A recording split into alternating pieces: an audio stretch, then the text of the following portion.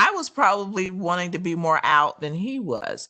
I was ready to put my rainbow flag up and march in pride parades. And he's like, whoa, mom, whoa, I'm No. not there yet.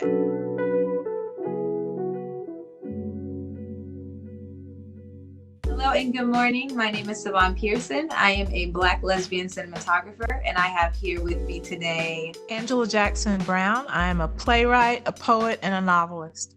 And I am Justin Bean, and I am a screenwriter.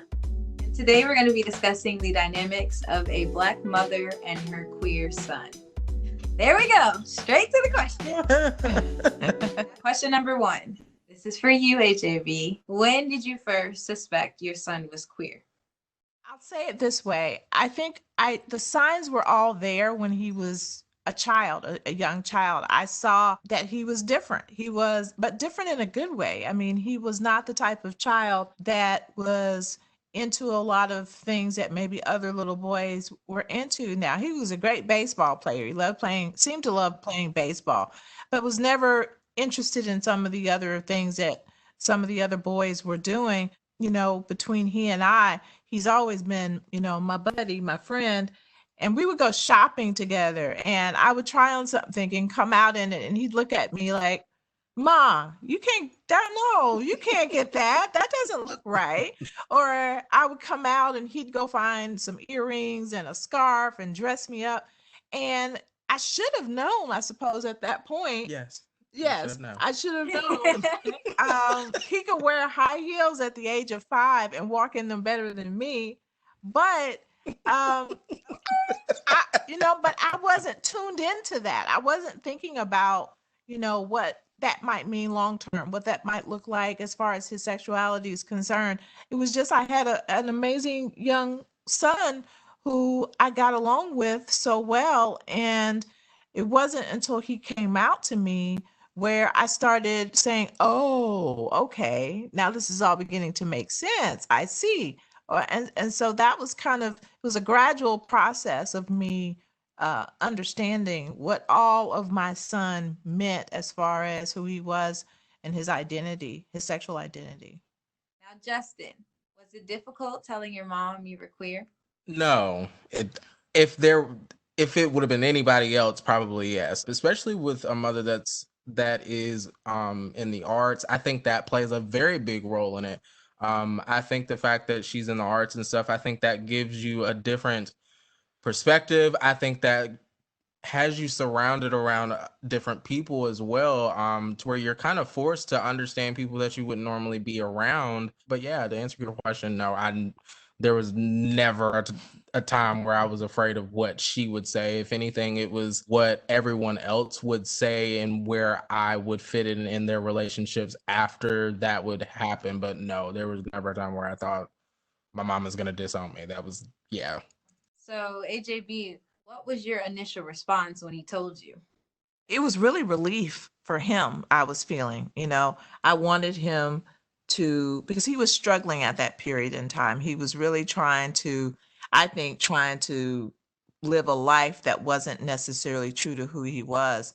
He would go on dates with girls, went to proms. I mean, he did the whole 9 yards, and he was miserable during that time period. We went through a lot as a family to try to figure out, how to best help Justin become the man that I knew he wanted to be. And so when he came out to me, it was like, okay, so now you can be your authentic self. Now we don't have to play games with each other anymore. And you don't have to be someone that you think we're wanting you to be.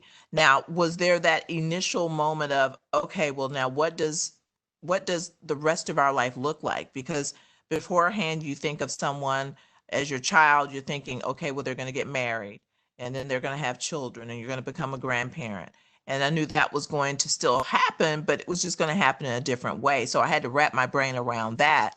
But as far as him telling me that he was gay, I never felt any way other than relieved that he was finally able to be the person that he was meant to be. If I had any hangups or if any other people had hangups, that was for us to deal with, not for him to have to carry that burden. So just happy. I was probably wanting to be more out than he was. I was ready to put my rainbow flag up and march in pride parades. And he's like, whoa, mom, whoa, I'm No. not there yet. I'm telling you, I'm not telling, please don't put a Facebook post about this. Yes.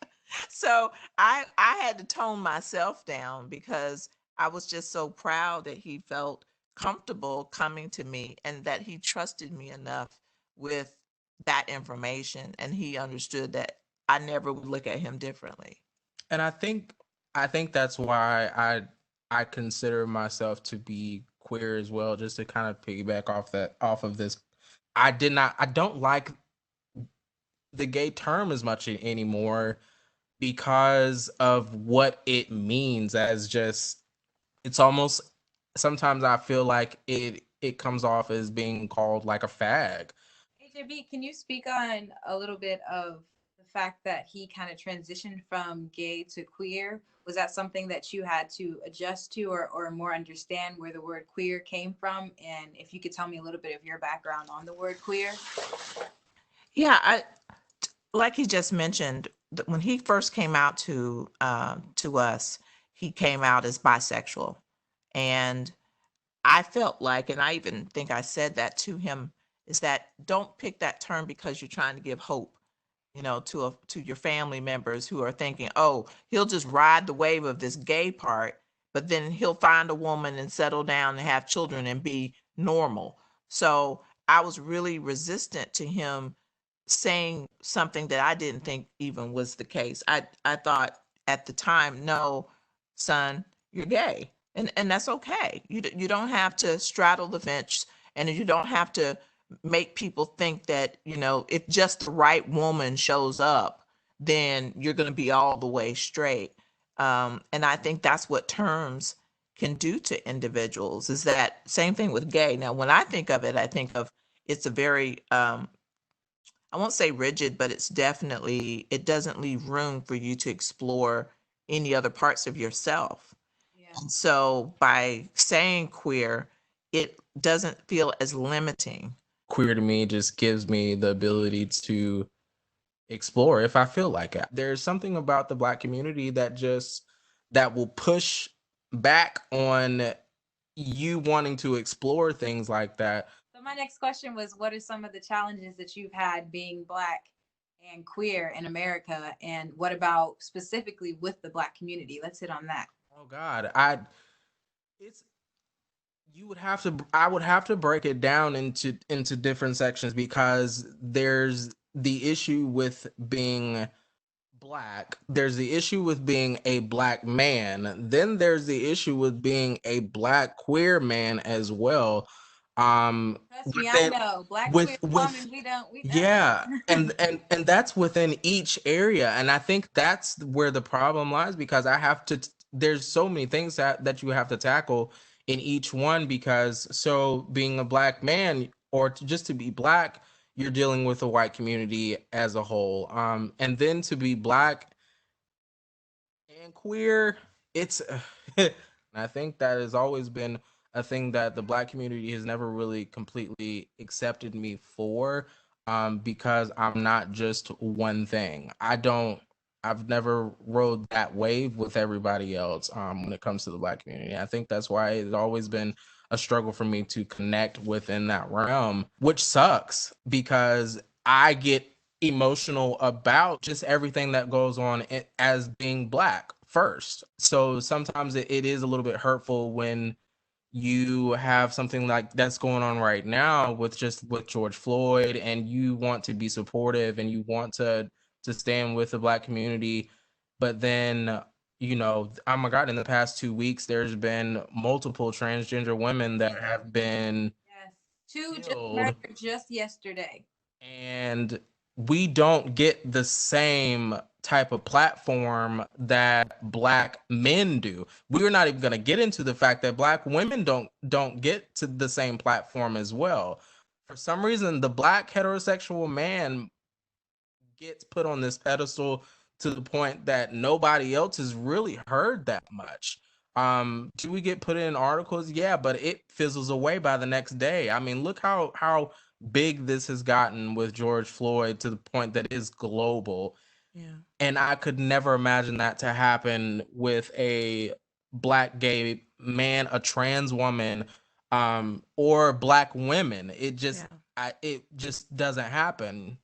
So Yeah, and I think too, um, and I always want to be careful not to put the Black community into a box as if it's a monolithic community, because the Black community is homophobic and accepting.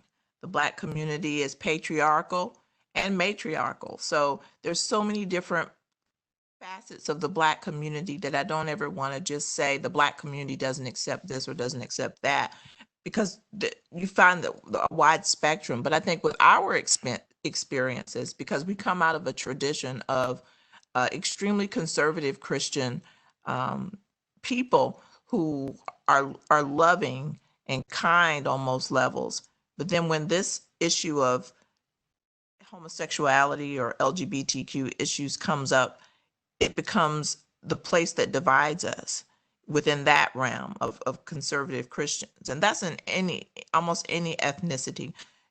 It's a fight, because when people are relying on the interpretation of the Bible that they've been raised to believe, it's very difficult for anyone to try to counter those beliefs, because, you know, most of the people that I know and care about who believe in the Bible, they believe in the Bible in one way.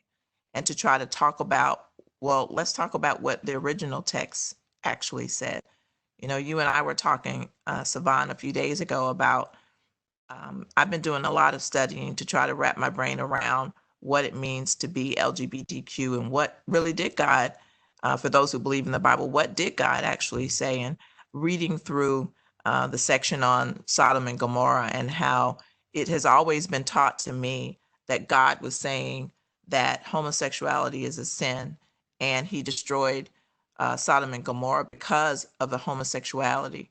But as I've been studying and reading more and looking at the original text, what I'm finding is, and what religious scholars are saying today, is that what that meant was, it was that the people in Sodom and Gomorrah were behaving in such out of controlled ways. And it had nothing to do with who they were having sex with. It was that they were having multiple partners and they were putting people in danger. Pretty much what we're talking about in 2020. Literally. As long as you are out there and you're protecting yourself and you're not doing something to put someone else in harm's way, then live your life. But if you're out here in these streets and you're putting someone in danger, then yes, God's not happy with that. So that to me, Really as simple as that. And I think a lot of people that. just cherry pick kind of what they want from the Bible, especially the Black community, because I feel like just from ages, centuries ago, that's just something that we've clung to for so long, and we can't just let go and say no or challenge it. Yeah. absolutely. That's that stability we had. Yeah. And I also did, I showed my mom this article of a gentleman that he did a lot of research on the Bible, and was looking into a lot of different scriptures that have now been referred to as homosexuality being a sin and things like that, and where it's saying that man should not lie with man. And the gentleman literally had a man actually do look in the one of the original Bibles itself, and to translate what was said, and it was not man should not lie with man, it was man shall not lie with boy. It throws me off that we've never thought to challenge. That should be your job, to be questioning and to be making sure that what you're putting out into the atmosphere is actually true. And with all that being said, AJB, like, what are some of the worries that you've had for him, just from him hearing him say something about something that you were brought up to admire, and then your son has this experience going to church and has that such a negative experience? Like, what were some of the worries that you had about him coming out? My only concern was that out of all of that, he would lose his goodness. You know, those were the qualities that I saw come out in him when we were active in the church communities that we were a part of, because there were a lot of positive relationships that we had with people that we've since lost. And I want to say this so that, for whomever hears this, whether you're in the Black community or whatever community, is really take stock of your child and really go back and look at the signs. If I had thought at any point that Justin had chosen to be gay, that he had just woke up one day and decided, I'm just going to be gay, I probably would have something to say about that. But this is how he was born. His sexuality was already a part of his DNA. I can't lie about that. I can't say to someone that something bad happened and as a result that my son decided that's what he wanted to be. He was who he was from the very beginning. And I wouldn't want to choose this lifestyle. I am I happy with who I am and all of that? Yeah, sure. But it wouldn't have been a choice. I wouldn't have just sat there and said, oh, I want to go through everything that I've gone through. There's no way. Ask yourself, why would my child not want or feel like I would be okay? Or why, if your child is that afraid of telling you something like that, you need to start breaking that down within yourself and start realizing what is it that you're doing that is causing your child to feel like you would not accept them anymore. What advice do you have to any Black parents who maybe are new to this or experiencing something similar to your situation, whether they're coming out as gay or coming out as trans or queer? I mean, Justin would have friends that were trans, trans women. Not sure if we had any trans men come through, but maybe we did. No, but definitely trans women. And I tried my best to always be, mama A to all of them, because I understood that for some of them, they had lost that contact with their parents or guardians or grandparents because of, it wasn't even a choice that they made. It was saving themselves. Like, if you don't understand what it's like to have a child cry and say to you, I don't want to be this way anymore. This is not benefiting me in any way. I want to just be straight. I want to love women. And I'll do what I have to do, and I need God to fix me. If you don't know what that feels like to have your child say that to you, then I don't know what to say to these parents who've rejected their children. Because at the end of the day, no matter who he tells me he is, this is my baby. I gave birth to him. And even if you didn't give birth to your child and you adopted your child and your child says, I'm gay or I'm queer or I'm transgender, why in the world would you not find a space in your heart to love that child in spite of what you might believe? That's the thing that I get that people in the world may not accept my son, but I don't get how a parent could separate themselves from their child. I told him there's not much you could do in this world that I wouldn't find a way to still love you. I might be mad as all get out. We may have a knockdown, drag out battle, but you're still going to be my son, and I'll fight anybody for you. Our children are dying more than any other ethnicity because we aren't providing them the support system. And if you think that putting your child in a place where they feel like the only choice they have is to kill themselves, you're going to have to reckon to your God for that. And that's me personally feeling that way, that God didn't put this person into my life to make him feel like he's less than. And if that's what your God is telling you to do, I don't want no parts of that. I'd rather make my own way to my own creator who says, I am love. And if we begin with that, then everything else will work itself out. I get it. Some parents feel so uncomfortable that if their child says, can I bring my boyfriend over? I realize that that's work for some folks to have to get to that place where they feel comfortable with that happening. And I can't go against someone's feelings when it comes to that. But at the same time, if I love this person, then I'm going to find it in my heart to love the person that he says is his partner or his boyfriend or his his whatever title he gives that person. I tease him all the time. I say, "Do you have a special friend?"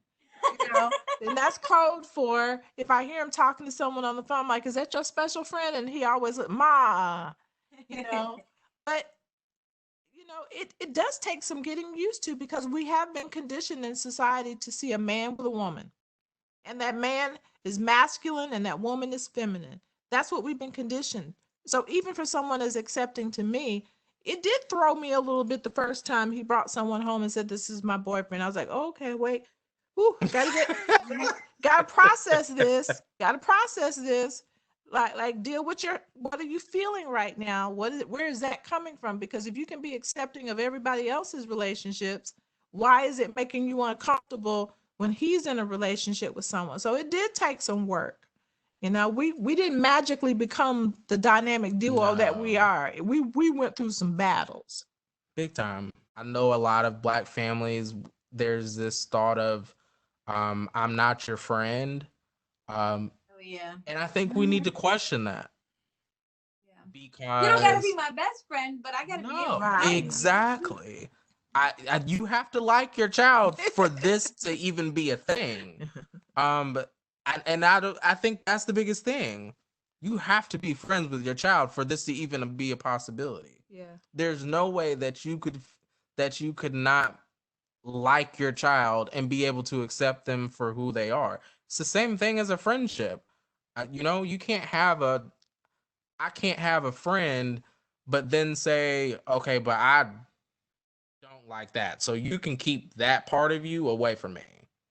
That sounds crazy. You just wouldn't be friends. Yeah. So if you can accept your friends for everything that they are, I how exactly are you not able to do that with someone that you brought into the world? Yeah. I think again, because we have been, here I go with my history lessons, because we've been conditioned through slavery that the way we deal with our children is through violence. That's truly what we've been taught. And I had to work with those demons myself, because as a child, the way that I was disciplined by my adopted mother was through violence. Hitting me on the back with a broom handle, picking up straps, belt straps, and beating me with it. And in her mind, because that's how she was raised, that was how her parents were raised, and it all harkens back to a slave master relationship where violence is how we keep our children in check. I hear Black parents say all the time, "I would rather beat you than have the police beat you," which to me is like, what? Like, are you listening to the words coming out of your mouth? Does that really make sense? That the best way for me to the best way for me to keep my child alive is to near about kill him. So I had to pull back from that mindset, and I had to realize that, like he said, I had to learn to like him the way he was, and he had to learn to like me the way I was. And now, things that would have in the past had us at odds, Ciao. we can laugh about it. And I think obviously it's him becoming an adult and me becoming an adult as I raised him, because I was 21 when I had him. So I was still a baby. You're my age. Yeah, I was a mom at your age. I was going to imagine having a child right now. Child, it was something. I was a baby trying to raise a baby, and I made mistakes and I made poor choices. And then I was dealing with my own mental health issues all the while trying to be a parent to him. So there are parts of our early life that we've had to come to terms with and deal with. Because I did blame myself at first when I was still part of a church that taught that homosexuality was something that people chose. I was looking back trying to think, oh God, is it because I didn't parent him the right way? The times when I was, missing in action because I was sick, did that do it? And then it took me coming full circle, looking at his life and saying, no, when he came out of your womb, the DNA for who he was going to be was already there. It was there. Just like no one had to teach me to be heterosexual. I didn't have to take a class. I didn't have anybody tell me to come out as being straight. So if that works for me, why in the world would I think it didn't also work for my son and other young folks who were born that way? And I think also this it's a choice thing. I think my situation is such a perfect example because what I grew up in there was no homosexuality in sight. And the thing of my childhood was you went to school and religion was there throughout the week. Where in that would I have found homosexuality? So, you know what I mean? Yeah, definitely. I was around hyper masculine men, all of them. I never saw two men together or anything like that. Yeah. It's the same thing as a lot of black people tried to tell white people is that you need to figure it out for yourselves and you need to educate yourself. How exactly do you think you have the right to then turn around to your own community, whether they're of the LGBTQ community or not? How can you turn around and then tell them that their vote doesn't matter, who they love does not matter? You have, at this point, you've literally turned into the person that you feel like is the problem as a whole in the United States. The black heterosexual community they move like racist white individuals in this country. Yeah, that's what Billy Porter was talking about the other day.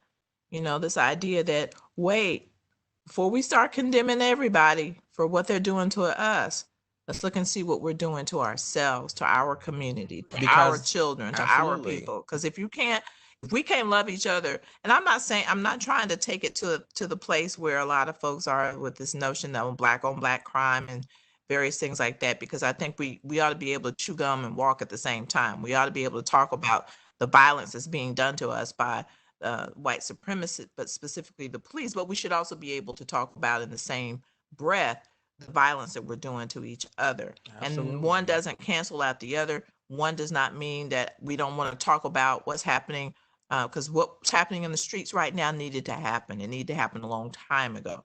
The changes that we're seeing happen, those changes we shouldn't even be having this conversation, but we are.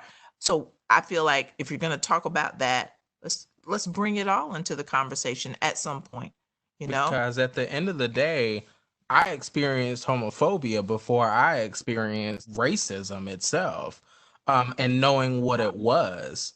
Do I feel like that the black heterosexual community are just these evil people? No, I think everybody is just very ignorant within their own communities, within their own selves. Everybody needs to educate themselves. It's simple as that. The black heterosexual community needs to really sit back when a black gay man says, "You make me feel like white people, how white people make me feel." Racist white people, yeah. That should take you back and make you be like, "Wait a minute, how exactly am I doing that?" Wow. I think we have unpacked so much in this conversation, and we could go for days. We could go for days. It's so necessary. Absolutely. Thank you guys so much for being vulnerable and coming on here and sharing your story and your dynamic. It truly is beautiful, and I think I think other people need to see this. And yeah, this is my baby. Oh, you're gonna bring tears to my eyes. It's just extremely beautiful. But I appreciate you guys coming on here and speaking. If you guys have anything that you want to promote, go ahead and say it now. Got anything coming out?